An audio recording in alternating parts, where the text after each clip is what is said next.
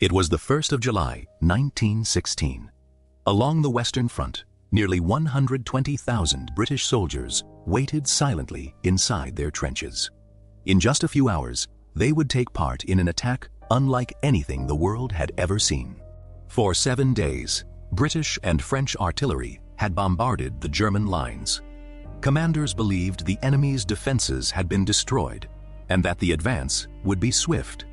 Many soldiers felt hopeful. Some joked with their friends, while others quietly wrote final letters home, uncertain if they would ever return. Across no man's land, the German defenders remained hidden deep inside reinforced underground shelters, waiting for the bombardment to end. Neither side knew that the coming hours would become the bloodiest single day in British military history. At 7:20 a.m., the artillery suddenly fell silent. For the first time in 7 days, an eerie quiet settled over the battlefield. Thousands of soldiers waited, gripping their rifles, as every second felt like an eternity. 10 minutes later, officers checked their watches.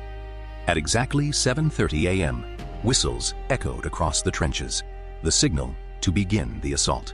Thousands of British soldiers climbed out of the trenches in long, orderly lines. Many had been instructed to walk steadily rather than run, believing the German defenses had already been destroyed. Each soldier carried a heavy load: weapons, ammunition, food, water, tools, and personal equipment, often weighing more than 30 kilograms, making fast movement nearly impossible. Ahead of them lay no man's land, a shattered landscape of shell craters, tangled barbed wire, and churned up mud. Every step brought them closer to the waiting German defenses. For the first few moments, the battlefield seemed strangely quiet. British soldiers continued advancing across no man's land, expecting little resistance. Then, hidden deep inside reinforced bunkers, German soldiers climbed to their firing positions. The week-long bombardment had failed to destroy many of their strongest defenses. Without warning, machine guns erupted across the battlefield. Their rapid fires swept through no man's land, turning the carefully planned advance into chaos.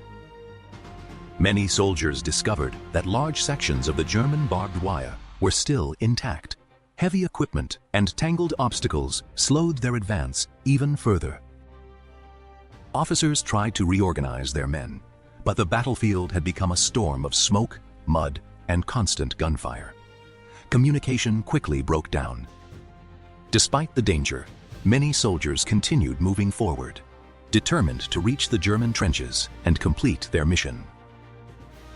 Medics left the safety of the trenches to rescue wounded men, often risking their own lives to bring survivors back to safety. In some sectors, small groups of British soldiers reached the German front line, where fierce hand-to-hand fighting broke out inside the trenches. Elsewhere, entire units were forced to halt under relentless machine gun fire, unable to advance or retreat across the exposed battlefield. By midday, commanders realized the attack had not gone as planned. What had been expected to be a breakthrough had become one of the costliest offensives of the war. Hour after hour, new waves of British soldiers continued advancing. Despite the mounting losses, commanders ordered fresh attacks in an attempt to break through the German lines. Field hospitals quickly filled with wounded soldiers. Doctors and nurses worked without rest, treating casualties under impossible conditions while the battle continued only a short distance away. As afternoon turned to evening, it became clear that the planned breakthrough had failed. Many objectives remained in German hands, despite the enormous sacrifices. By the end of the day, around 57,000 British soldiers had become casualties, including more than 19,000 who were killed. It remains the bloodiest single day in the history of the British Army. Although the first day's attack failed to achieve its main objectives, the Battle of the Somme continued for months, with both sides enduring unimaginable hardship. The events of the 1st of July 1916 transformed military planning forever.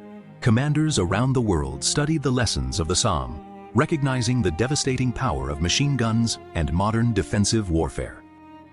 Across Britain, thousands of families received telegrams bringing heartbreaking news.